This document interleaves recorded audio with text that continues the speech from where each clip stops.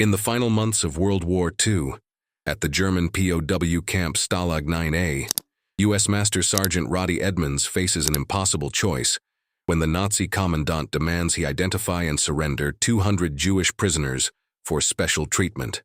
With 275 Allied soldiers under his command and a German pistol pointed at his head, Edmonds must decide between his own life and the lives of his men. His defiant response, "We are all Jews here," transforms a moment of terror into an act of extraordinary courage that will save hundreds of lives and redefine what it means to stand together in humanity's darkest hour. The bitter wind, a relentless artist, carved new lines into the already weathered faces of the men at Stalag 9A, each biting gust carrying the pervasive scent of damp earth, unwashed bodies, and the gnawing hunger that had become a constant, unwelcome companion.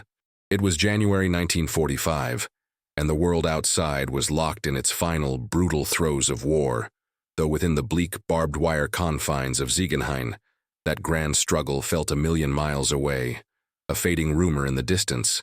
Here, existence was reduced to a primal struggle against the incessant cold, against the pervasive deprivation, and against the crushing weight of endless, monotonous days. The wooden barracks, ramshackle and crowded, leaned into the elements as if weary from simply standing, their thin walls offering pathetically little defense against the relentless German winter that seeped into bone and soul. Watchtowers, dark skeletal silhouettes against a perpetually gray sky, loomed with the ever-present threat of German rifles, their powerful searchlights sweeping the perimeter like cold, unblinking eyes, probing the darkness for any sign of defiance or escape. A low hum of despair, a quiet symphony of hopelessness, vibrated through the camp, an almost tangible presence, occasionally punctuated by a ragged cough, a muttered prayer, or the distant, almost cruel rumble of Allied offensives, a sound that was a promise of deliverance yet often felt more like a taunt, a reminder of the freedom that remained agonizingly out of reach. Master Sergeant Roddie Edmonds, barely into his 20s, moved through the camp with a quiet, almost understated authority that belied his young years and relatively low rank among the broader spectrum of Allied officers. He wasn't a physically imposing man. His frame was lean, honed by hardship rather than brute strength, his shoulders carrying the weight of command rather than muscle. But his presence commanded attention, a stillness around him that drew gazes. His face, etched with the strain of captivity, bore not the marks of defeat or surrender, but of an underlying, unyielding resolve, a steel tempered by adversity. His eyes, though often tired, missed nothing. They were keen, observant, taking in the subtle shifts in the guard's posture, the unspoken fears flickering in his men's gazes, the delicate, precarious balance of life within this iron cage.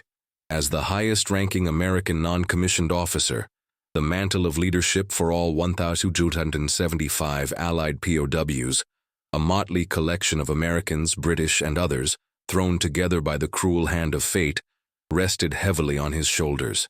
He was their shield, their voice, their last line of defense against the psychological and physical attrition of German captivity. He felt the weight of that command in every aching bone, in every calculated decision, in every shared glance of weary understanding with his closest confidants.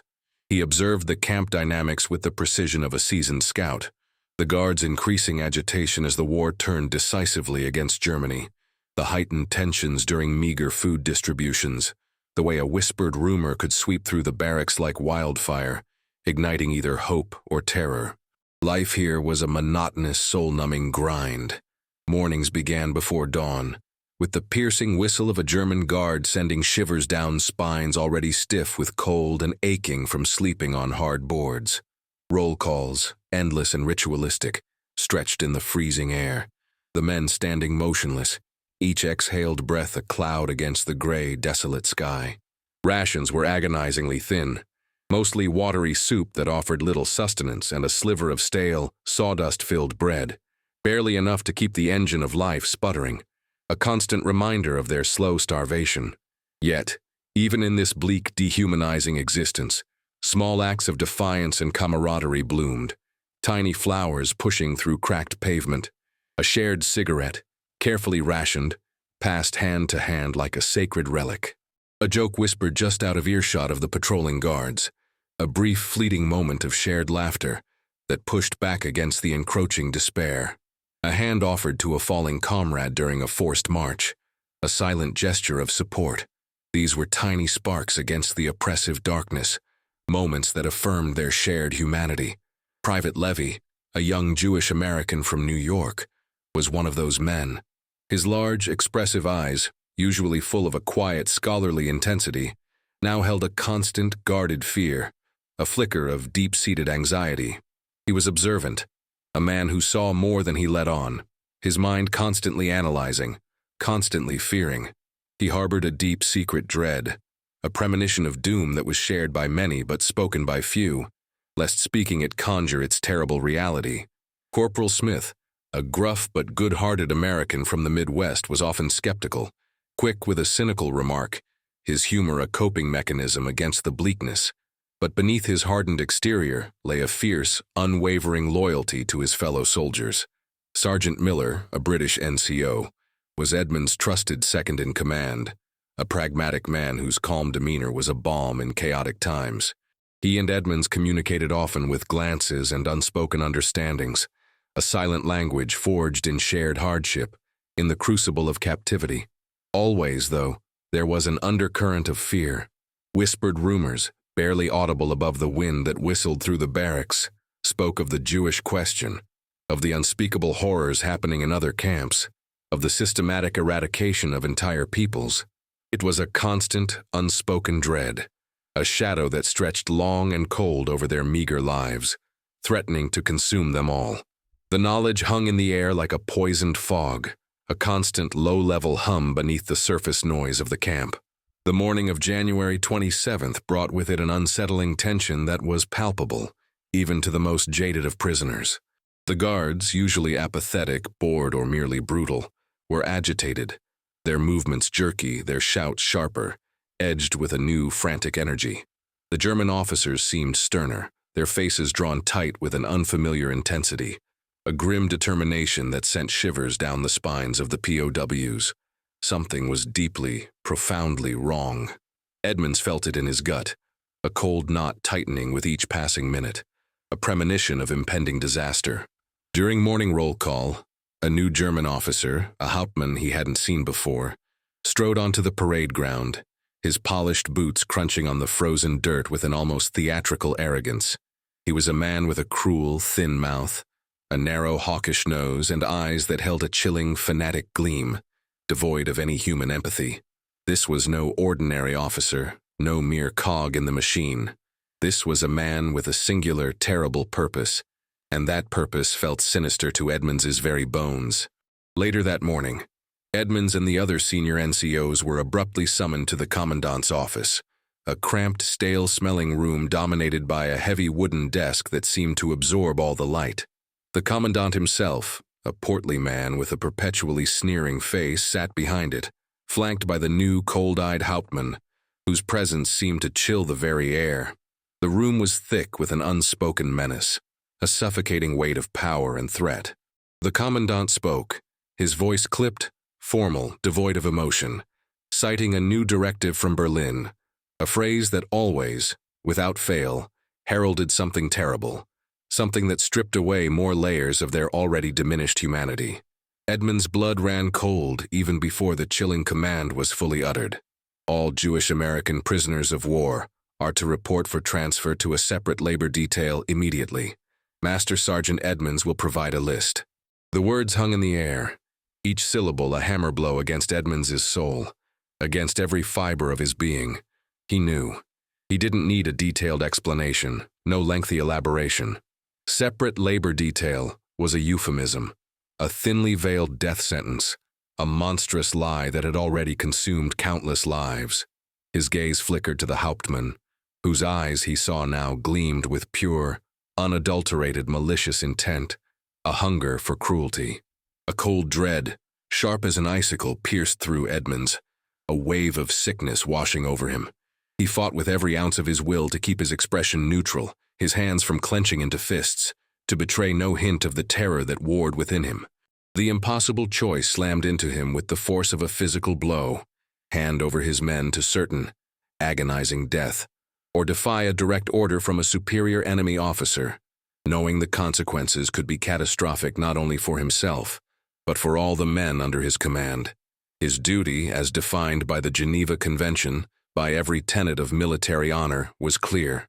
All prisoners were to be treated equally, regardless of race, religion, or nationality. But Nazi ideology, a cancerous blight on humanity, had twisted all such decency into grotesque perversions, making a mockery of international law. He remembered his training, his oath to protect his soldiers, the unwavering principles instilled in him as a young recruit. But more than that, a deeper, undeniable moral compass, forged in the bedrock of his upbringing, screamed within him. This wasn't just about military protocol or legalistic arguments. This was about fundamental human decency, about right and wrong in its most absolute sense. He ran through the risks in his mind with lightning speed, the seconds stretching into an eternity. Defiance meant almost certain execution for him, a public example made to break the spirit of the other prisoners, to crush any hope of resistance. It could mean collective punishment, a brutal reprisal against all Boinsu 2 to 75 men, for one man's defiant stand. Compliance, however, meant complicity. It meant condemning men to the gas chambers, to the unspeakable horrors of the concentration camps under his watch. With his cooperation, it meant betraying everything he stood for, everything his country purported to fight for. The thought was unbearable, a stain he would carry to his grave. He thought of his own family, of the quiet strength of his mother, the steadfast integrity of his father, the lessons of compassion and justice they had instilled in him. He remembered a time, long ago, back in America, when a younger, more naive Roddie had witnessed a bully picking on a smaller boy in the schoolyard. He had been scared then too, his hands clammy, his heart hammering. But he had stepped in, a small, seemingly insignificant act that had felt monumental at the time, a moment that had defined a burgeoning sense of justice. That memory, a faint echo from a lifetime ago, solidified his resolve now. He would not, could not betray his men. He would not stand by while they were led to slaughter like cattle. The choice, stark and terrifying, was made. He would stand, even if it meant falling. Edmonds returned to the barracks area, his stride purposeful, his jaw set, a new cold fire burning in his eyes. The German guards, anticipating a list of names, watched him with an unsettling blend of triumph and impatient expectation. Instead of calling for Private Levy or any other man he knew to be Jewish, Edmonds drew a deep breath, filling his lungs with the frigid air, and then shouted, his voice echoing across the parade ground, cutting through the murmuring of the prisoners with startling clarity. All American prisoners of war, fall out, immediately.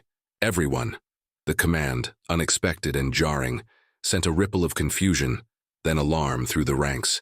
Prisoners, already numb to the daily routine of captivity, exchanged bewildered glances, their faces mirroring a mixture of fear and bewilderment. Levy, his face pale and drawn, exchanged a terrified look with Smith, his hands trembling slightly, wondering what fresh horror awaited them.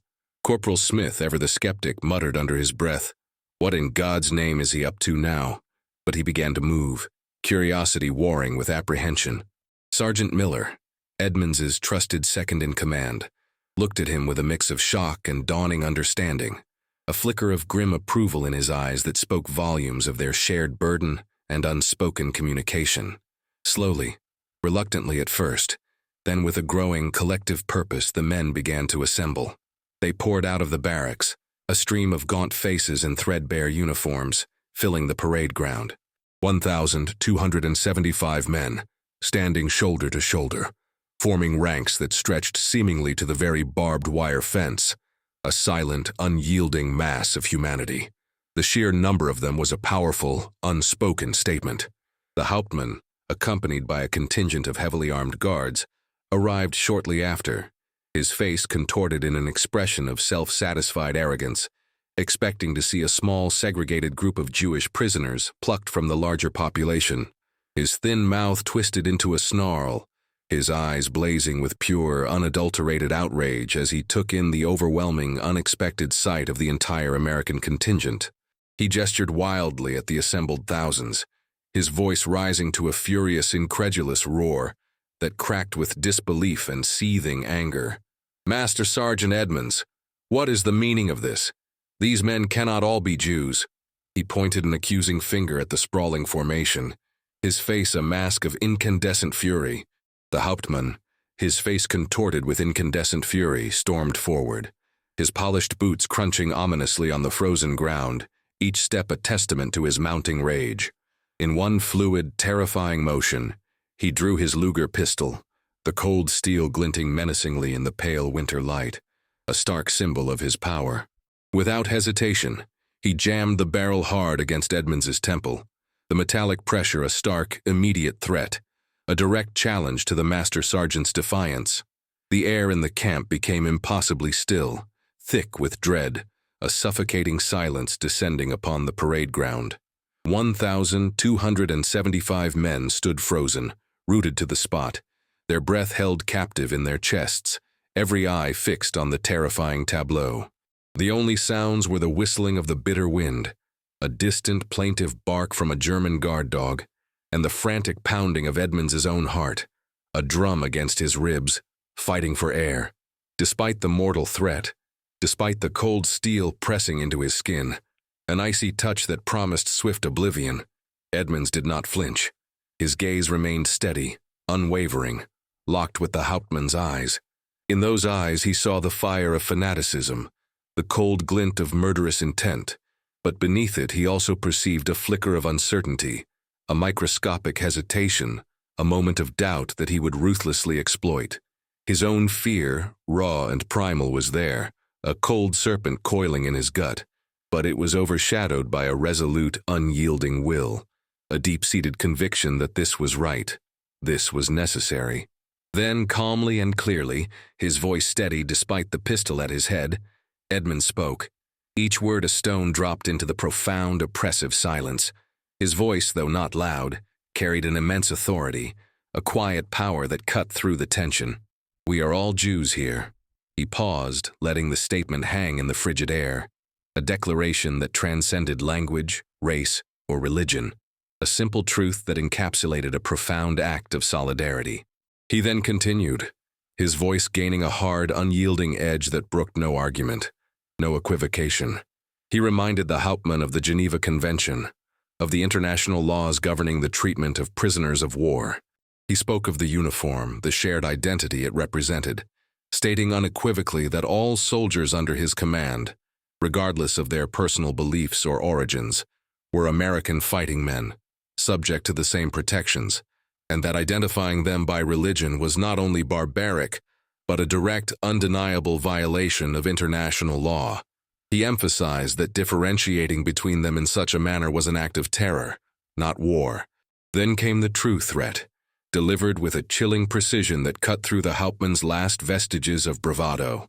Edmonds looked him dead in the eye, the man's finger still resting heavily on the trigger, his face a mask of barely controlled rage. Edmonds told the Hauptmann, in no uncertain terms, that if any harm came to any of his men, especially under these heinous circumstances of religious discrimination, the Hauptmann would be held personally, irrevocably accountable for war crimes when the Allies inevitably arrived. He spoke of Nuremberg, a word that would soon become synonymous with justice for the guilty, and the promise of its unforgiving reckoning, a tribunal that would not differentiate between foot soldier and officer, only between right and wrong. "When the Allies break through," Edmonds stated, his voice resonating with cold authority, "they will remember this day, and they will remember your face, Hauptmann. They will remember your name, and you will hang." The Hauptmann's face, previously a mask of rage, visibly wavered. The explicit threat of war crimes, the unwavering resolve in Edmonds's eyes, the sheer defiance of the silent, unyielding mass of prisoners standing before him, their collective unspoken strength a palpable force, seemed to rattle him to his core. He hesitated, his finger twitching minutely on the trigger, his gaze darting between Edmonds' defiant stare and the sea of resolute faces behind him. The choice was clear: risk a direct confrontation with a unified, determined enemy force, albeit unarmed, and face certain future retribution for his actions, or back down, He shouted a sharp, guttural command in German, a sound heavy with frustrated rage and defeat, his face a mottled purple. Then, without another word, he turned on his heel, holstered his Luger with an audible click, and stomped away, his guards falling in behind him. They had been defeated for the moment by one man's courage and the collective unity he had inspired. A collective, almost inaudible gasp, then a deep, profound sigh of relief swept through the assembled ranks, a wave of released breath washing over the parade ground as the immediate terrifying danger passed. The camp held its breath for a long moment, then slowly began to move, the sound of boots shuffling, of whispered exclamations. The dismissal came, a quiet order from Sergeant Miller, and the prisoners, released from the paralyzing grip of the standoff, slowly dispersed, a buzzing murmur replacing the previous, suffocating silence. The Jewish prisoners, their faces previously etched with terror, now looked at Edmonds with a mixture of profound gratitude and stunned awe, their eyes welling with unshed tears. Their gazes, though still reflecting the lingering fear of their continued captivity, now held a new, fragile light, the light of hope, of an unexpected reprieve, of survival. Sergeant Miller approached Edmonds, his face pale but his eyes shining with unreserved respect. He clapped a hand on Edmonds's shoulder, a gesture of silent, deep understanding that transcended mere words, a bond forged in fire. Private Levy, his voice thick with raw emotion, could only manage a whispered, barely audible, "Thank you, Sergeant. Thank you for everything." The words were simple, yet carried the weight of 100 unsaid prayers, a lifetime of gratitude. Corporal Smith, wiping a tear from his eye, just shook his head in disbelief and admiration. "Damn, Sarge," he breathed. "I never thought I'd see the day." Edmonds felt the adrenaline drain from his body, leaving him weak and trembling, his knees threatening to buckle. The sheer terror he had suppressed, the icy grip of fear that had momentarily squeezed the air from his lungs, now threatened to overwhelm him, leaving him hollow and shaken. He took a shaky breath, forcing himself to move, to appear outwardly composed for the sake of his men. He walked through the barracks, checking on his men, offering quiet words of reassurance, reinforcing the fragile morale. He found a moment of quiet solitude by the window, staring out at the watchtowers, now less menacing, less imposing in the aftermath. He thought of the Hauptmann's face, the flicker of fear in his eyes, the moment of hesitation that had saved them all. He realized anew the fragility of life, the razor's edge they all walked, day in and day out. This victory, hard-won and terrifying, was a fragile thing, easily shattered by the next whim of their captors, the next desperate order from Berlin. Yet a profound sense of purpose filled him, a quiet affirmation of his decision. He had faced down death, not for himself but for his men. He had kept his oath, and in doing so, had reaffirmed his humanity. The event, a single defiant stand, solidified Edmonds' leadership in a way no rank or order ever could. It earned him immense unspoken respect from every single prisoner, Jew and non-Jew alike, cementing his place as their true, unappointed leader. The phrase, "We are all Jews here," became a quiet motto, a powerful, subversive symbol of their unity against the dehumanizing machinery of their captors. It was whispered in the mess lines, shared in the dark of the barracks, a secret handshake of courage and shared identity. Non-Jewish POWs, many of whom had never truly comprehended the depth of the Nazi hatred, nor the imminent danger their Jewish comrades faced, now understood. They grasped the profound solidarity Edmonds had demanded of them, and they recognized the extraordinary bravery it had taken for him to make that stand, to put his own life on the line for theirs. A new, deeper bond was forged, not merely of shared suffering, but of shared defiance and mutual protection. The subtle anti-Semitic remarks that had occasionally circulated before virtually vanished. The men now looked out for each other with a renewed sense of purpose. Life in Stalag 9A, despite the harrowing confrontation, soon resumed its monotonous, brutal rhythm.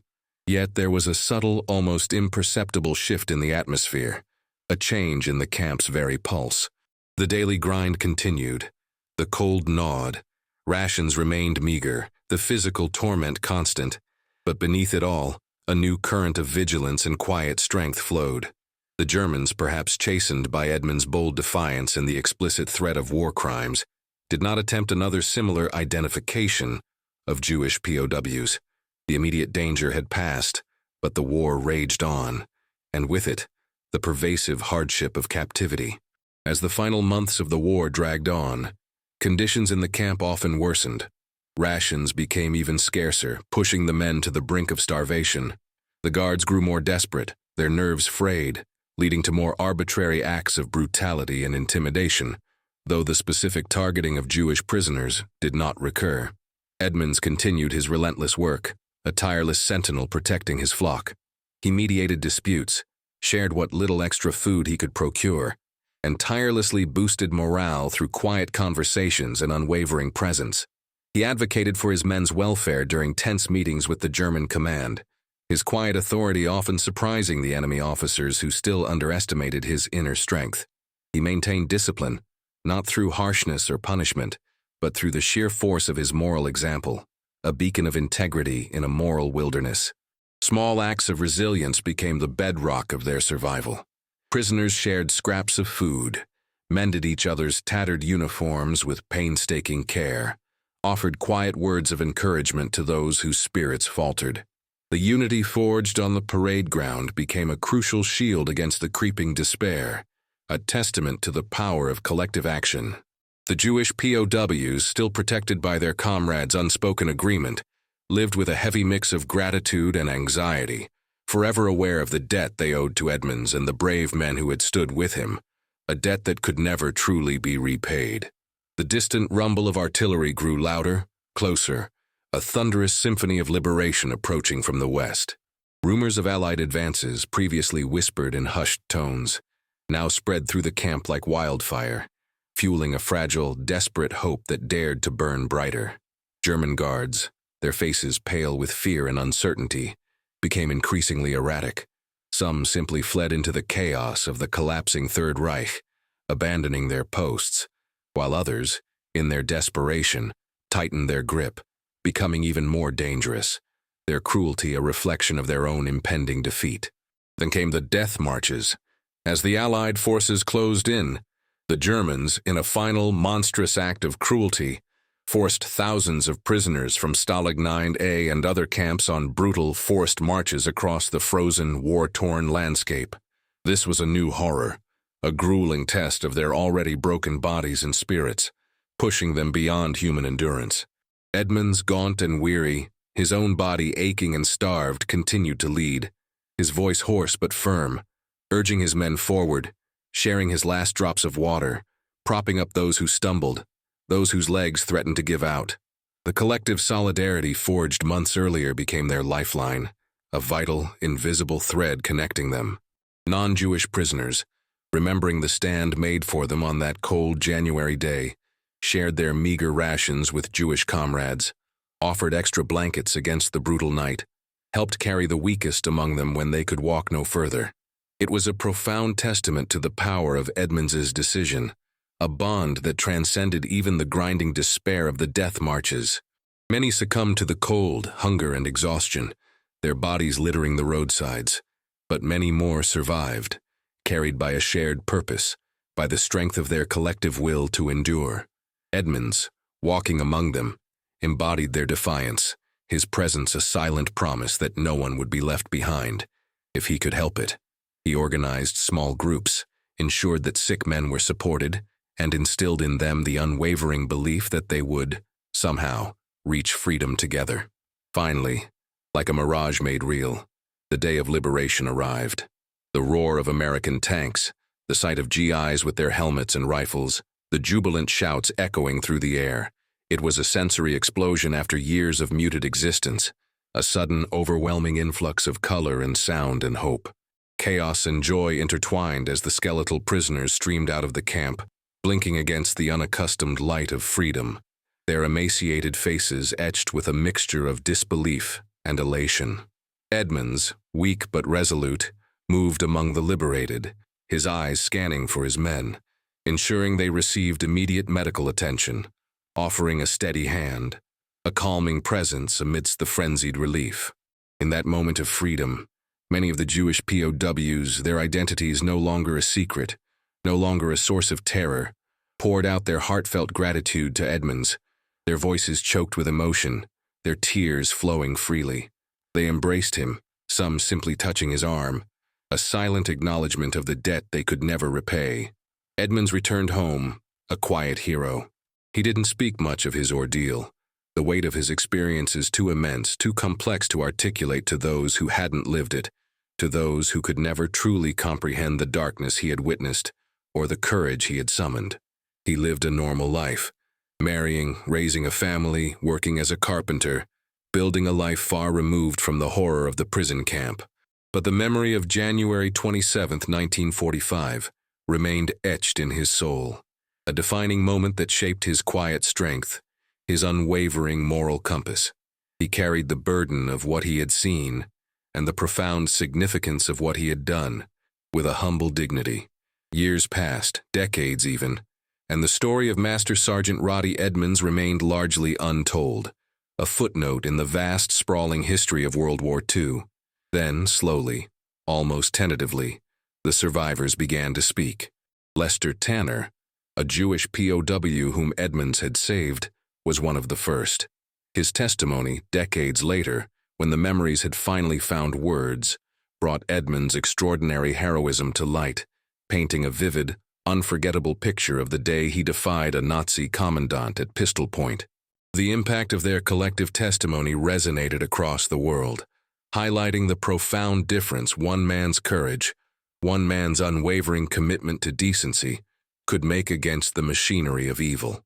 In 2015, 70 years after that freezing January day, Master Sergeant Roddie Edmonds was posthumously recognized as Righteous Among the Nations by Yad Vashem, Israel's official memorial to the victims of the Holocaust. He was the first American soldier to receive this sacred honor, a distinction reserved for non-Jews who risked their lives to save Jews during the Holocaust. His act, a simple declaration of shared humanity against a backdrop of unimaginable evil, became a timeless testament to moral courage, a beacon in the darkness. His story concludes not with fanfare or a grand pronouncement, but with the quiet, enduring message that in humanity's darkest hours, a single act of defiance, a shared sense of solidarity, and the unwavering belief that we are all Jews here, can redefine the boundaries of courage and transform terror into a triumph of the human spirit, a powerful testament to the enduring light within the human heart. His legacy continues to inspire, reminding us that even amidst the horrors of war, there are individuals who choose compassion over cruelty, unity over division, and who, by their actions, illuminate the path to a more just and humane world. If this story of courage and defiance moved you, please consider hitting that subscribe button so you don't miss more incredible tales from history. Give this video a like if you appreciate the power of standing up for what's right, and let us know in the comments below. What moment from this story resonated with you the most? Your support helps us share these important narratives.